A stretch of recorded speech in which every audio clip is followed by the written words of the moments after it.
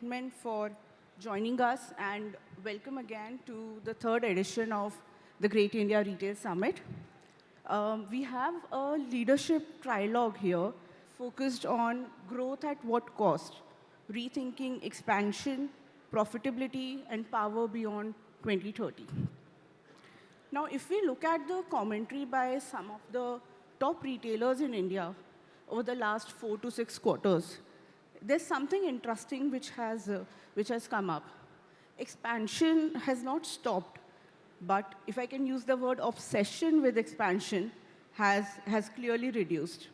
The conversation has shifted from how many stores did we open in the last quarter to how productive, profitable, and powerful the brand has been.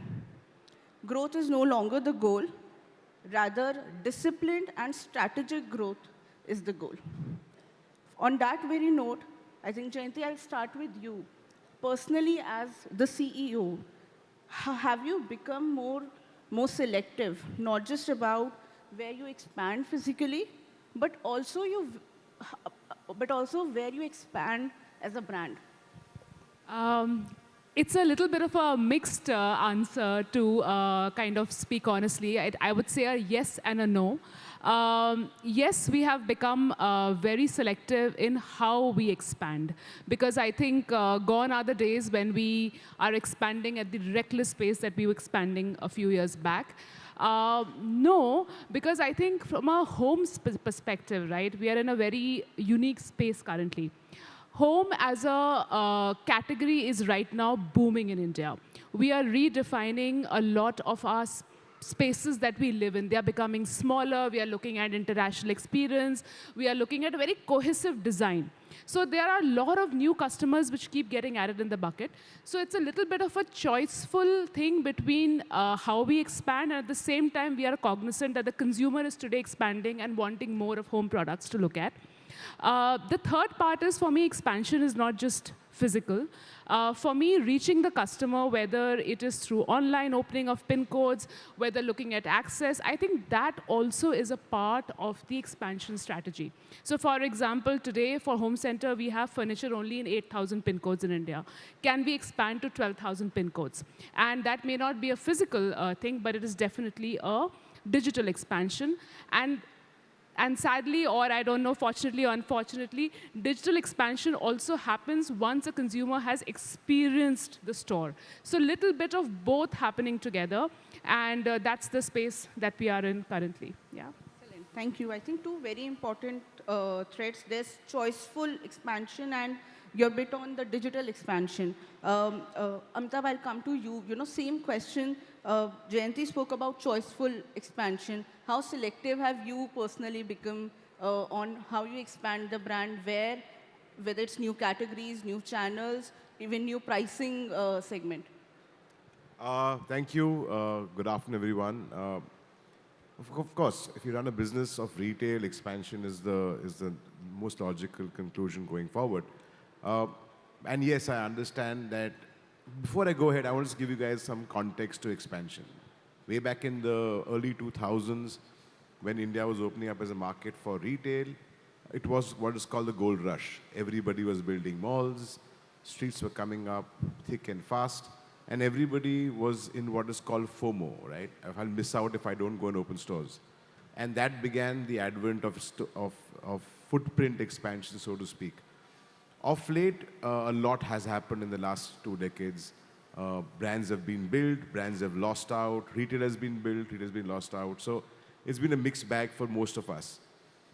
What we have learned in the last 2 decades is the fact that if you're not going to be productive and profitable with your choice of retail, if you're not going to reach your consumers with a choice of retail, you're losing the battle before beginning it.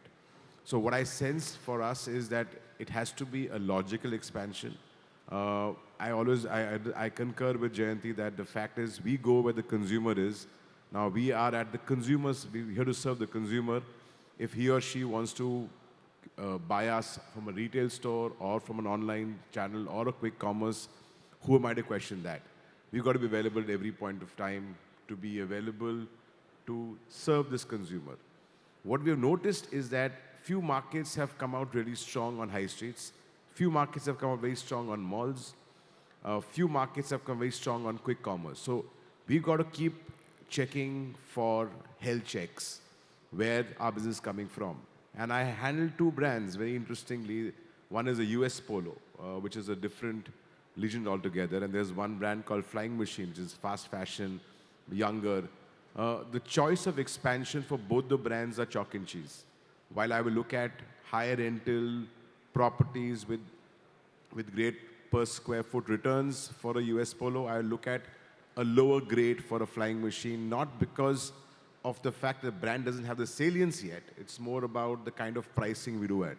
So these choices are made on the quality of brands you operate, on the product segment. For example, Jenny does Homecentre. Now that's a very different animal from what we do. Our choices for expansion are going to be extremely different from theirs. So it's actually varies from product to product and brand to brand. Absolutely. So on point. Thank you. We're sitting at nearly at the end of February, and I'm sure a lot of discussion on your annual plans for the next fiscal must be ongoing. You mentioned that eventually the brand goes where the customer is, in terms of the channel, in terms of the pricing, the brand equity. So give us a peek into your FY27 plans. Where will your money and your time as leaders be spent? Whether it's going to be on store expansion, is it going to be on quick commerce and digital, or is it going to be on pricing, power, and brand equity? Amitabh. So it's always going to be on building brand. I mean, that's the only reality in this business. You could be a product today, you could be a product tomorrow, but you're a brand for life. So a lot of my IOPs are going to go towards brand building. It's about constantly perfecting your price market fit in both the brands we operate at. So there's no choice there's no question which comes in that is it going to be brand building first or not. Now, having said that, a brand building will need points of sale, it will need distribution. So what we have changed as a brand or thinking at Arvind is that we are no longer looking at footprint by number of stores. We're looking at footprint number of square feet. So there is a very large possibility for us to upsize our stores in markets where we have reached productivities beyond average and much higher. So it's prudent for as a business manager to keep checking on where you're doing well.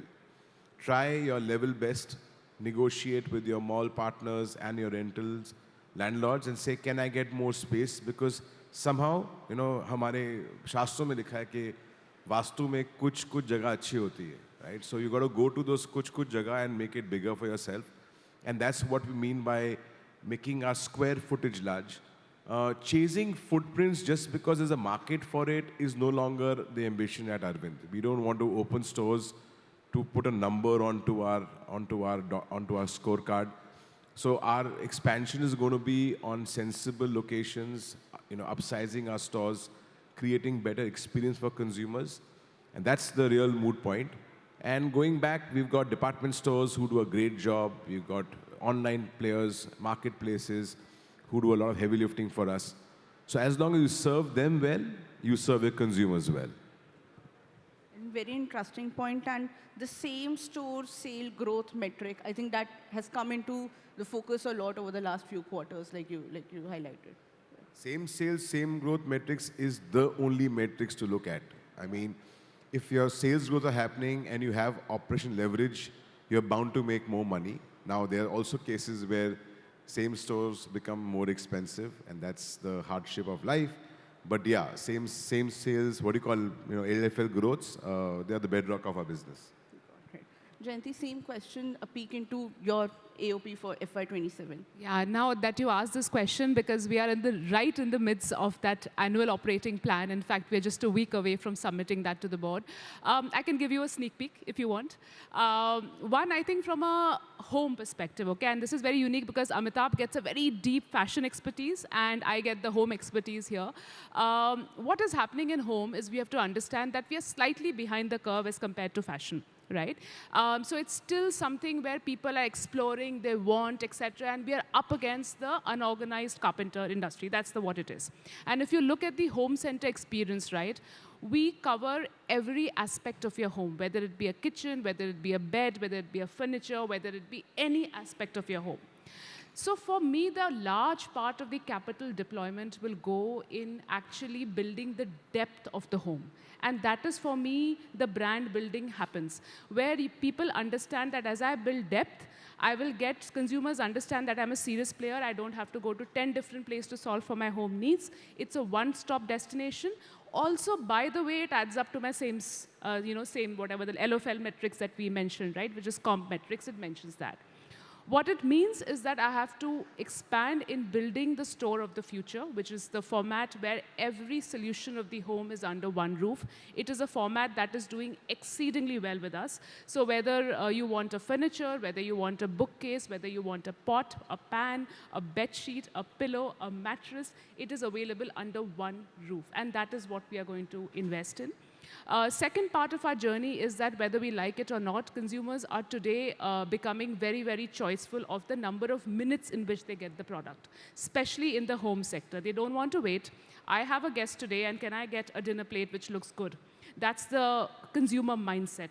And again, as Amitabh said, you have to be where the consumer is. We are no one to choose. So the second part of the strategy would be, how do we build and get speed to consumers when they want it? We cannot just say, hey, I've built a beautiful store. When you feel like visiting it, please come and visit. I don't want to do anything else about it. So we want to see how do we invest in getting our products faster to the consumer, whether it be 10 minutes, whether it be same day, whether it be next day, we will see. And third part is, a whole section of the generation is today buying furniture not like how their dads and moms bought furniture, right? So they want to come to a store, see a ready-made furniture, imagine it in their space. And then we have to do that entire seamless delivery experience, which involves a lot of tech deployment in terms of helping them imagine, helping them sell, at the same time installing them at their store, at the house, which should be a complete seamless experience which they should be able to see through. So that are the top 3 priorities for me, if you were to ask me.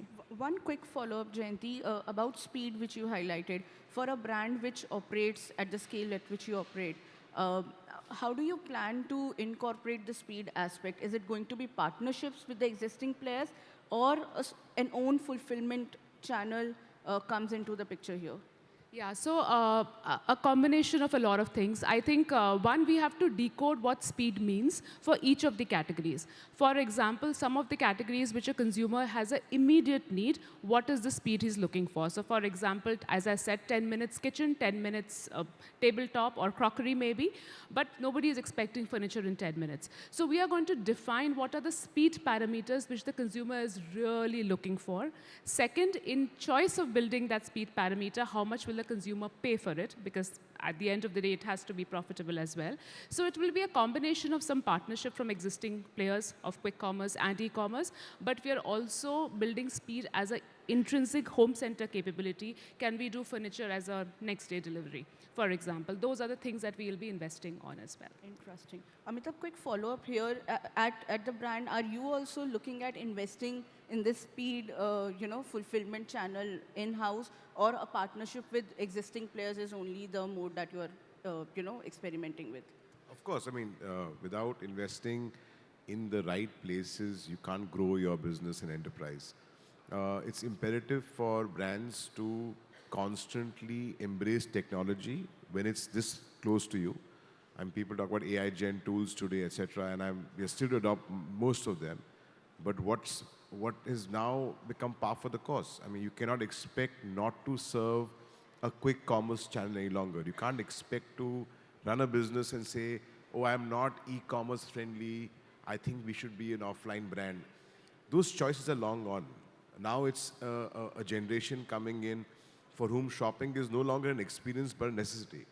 I mean, I remember the great Kishore Biani had a brand called Eat, Shop and Celebrate in, way back 10, 15 years back, which on Central was a call which said Indians went out to either eat, shop or celebrate. Now those 3 caveats no longer exist for this generation. Of course they go out to eat, shop and celebrate, different reasons, but retail is not on the foremost. So retail is now becoming an accessory or possibly an appendix to people to enjoy their lives better. And it's our duty as brand custodians to make our wares available to them where they are. So yeah, I would never shy away from investing in anything to do with technology as long as it serves my consumers' needs and not some software requirements. I mean, there's a difference in that. Absolutely. Thank you. We spoke about growth, and today, especially with the rise of newer channels of retail, some brands can grow faster than ever, and some brands can appear to grow faster than ever. But not all growth is positive. Some growth also squeezes your margins, brings in operational challenges. Consciously, is there any one type of growth that you are avoiding today, and you would also advise the room to avoid, even if it's really attractive on the surface and also in the short term? Jayanti, we'll start with you. Okay, no, I think we all know the answer to this one. I think any growth which comes with the consumer getting trained to expect a discount and then get revenue is the growth that we should absolutely avoid. I think a lot of times we get hungry for revenue and are training consumers to kind of think that this will be available at a lower price later, etc., was now pricing. I think that is the strategy of growth, which is very, very scary. Second, I think expanding in the name that I will figure it out someday is another very dangerous growth strategy, because trust me, you will never figure it out. It will only keep getting in your baseline, and then what will happen is that you will think you will figure it out next year, next year, next year. So the unit economics making sense from day one, and there is nothing called figuring it out. You figure it out now, and that is, I think, for me, the growth that works. I think two very sharp and important points. Thank you, Jayanti. Amitabh, same question to you. Don't buy your sales. If you can't get them, figure out a solution for it. Buying sales is a no-no. We've all been through that blip, I think 2015 till about 2021, where everybody thought that the world is coming to an end and everyone's going to become a couch potato. Shops are going to stop working. It's only going to be online. And if you want to get your wares into the consumer's market, just keep greasing his palms by discounts. Now, and I'm making it very emphatic because that's one problem we have no solve for. But we are chipping away at this. If you look at the way we are running our businesses, every day we chip away 0.25% of a percent, right? About 20 basis points on discount. It doesn't seem much, but the larger the enterprise becomes, that's one metric which I would urge everyone in this business to look at. I know some people call themselves new entrants. Some people say that we are trying to build for the future. Of course, all of you are correct in what you say, but discount is not the right way. There are many ways in which you can give value to your consumers. I can't answer them right now, but there are. And it's for you to discover that for yourself, and marking down prices or doing what is called the high-low strategy, which became a fashion statement in our business, that let's make the price go high and then cut it off and give it a discount to the consumer. It doesn't work. So burnt my hands several times, so I can tell you with experience, don't try it. Thank you so much for that. One final closing question for both of you. By 2030, in your view, what will define true retail leadership for the industry? Is it going to be the brand with the largest footprint, the brand which is showing the fastest year-on-year growth, the brand with the highest profitability, or the brand with a strong pricing power? Amitabh. Footprint represents your ambition. The second point was, sorry? The second point was? Second was fastest growth. Growth represents your hunger or your ability to hustle. And profitability represents the discipline of the business you run. Now, all three are important, but like I said before, the most important thing is building your brand. Kind of always being top of mind to your consumer, solving the problem he has and not the solution I've got. There's a difference to that, right? I've got to solve the consumer's problem and not keep on thinking that I've got a solution and now I must find a consumer with the same problem. So for me, it's always going to be build your brand, build your price market fit. Of course, profitability goes without saying, and that's what's going to reward you in the stock market or any investor market for that matter. And India is at the cusp of growth, and we keep saying that, but I keep telling everyone that all of us here and a few million outside are serving 8 to 10% of this Indian economy in terms of consumers. as India grows, and which will grow, this is going to explode. Now, it's going to explode on its own course. It's not going to happen tomorrow morning. So keep looking at your balance sheets and your P&Ls and be aggressive, but little caution is always advisable. Interesting. Price, market fit, a very interesting term. Thank you, Amitabh. Jayanti, your comment. No, I think very similar answer. Nothing, no surprise there. So I have been in businesses where I've chased growth, okay? I have been in e-commerce companies where I know growth was the metric that we used to chase. Not that it was wrong, because it was developing a new market, getting new customers on board. Today, I'm in a business where I strongly believe, after having gone through that phase, nothing is more important than profitability. If you are profitable, that means you're doing the right things. You have built a brand that can demand price. You have got your unit economics sorted. You are scaling your business with the right intent in place. So for me, the number one thing that will determine future leadership is profitability. Yeah. Excellent. I think a perfect note to wrap the conversation. Thank you so much for joining us today and for being so candid. Thank you for being a patient audience. Thank you.